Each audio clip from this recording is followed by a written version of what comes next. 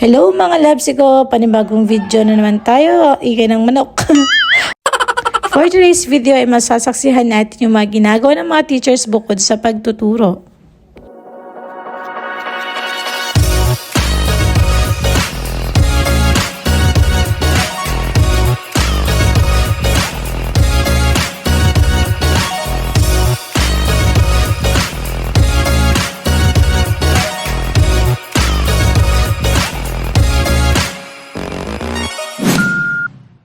Ay mga loves, so andito kami ngayon dahil mag-home visit kami ng student namin. Mga kasama ng mga students at saka yung mga teachers na rin. So hinahanap namin yung bahay ng student ko. Oh, ayun na. So nakita na natin. Tura oh. Hello.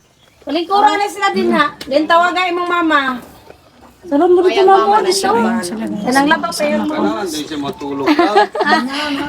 Ganyan talaga na ngayon. Hanapin na talaga namin mga students.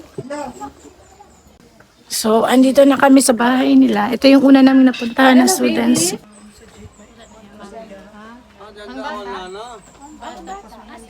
Hello, ma'am.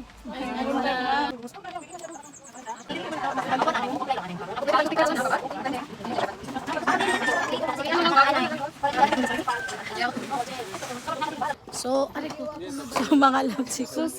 Tapos na kami dito sa student namin. Marami pa kaming pupuntahan, mga labsi ko. Grabe, ito talaga yung role ng teachers. Mga, talagang kailangan mong i-home visit. Super init, guys. Di pa kami kumain ng pananghalian. Pero, para sa students, laban lang tayo, mga labs. Ang home visitation nga pala mga labsi is para malaman natin ano ang mga rason ng mga bata kung bakit hindi na sila pumapasok sa eskwelahan.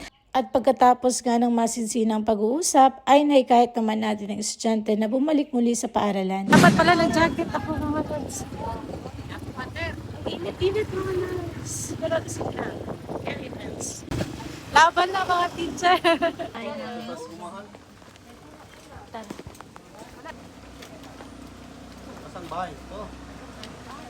So, ayan na nga mga labsi ko, hinahanap na nga namin yung bahay ng estudyante namin na sobrang layo. At dito mo talaga makikita kung ano ang mga pamumuhay ng mga estudyante natin. At isa pa, maraming mga realizations ang makukuha mo pag bumibisita ka sa mga bahay ng mga estudyante mo. Mga labsi, so andito tayo ngayon sa ating na target.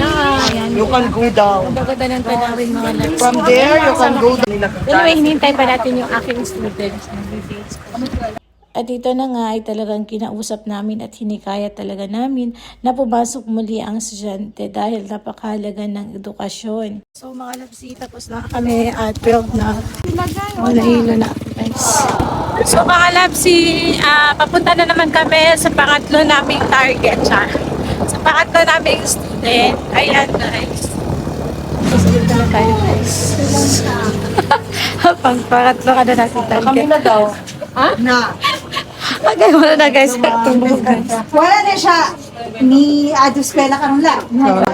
Hapon Ay, siya. Wala siya kasunod ka ng sinila ko na siya. Pagkaroon sa abuhan.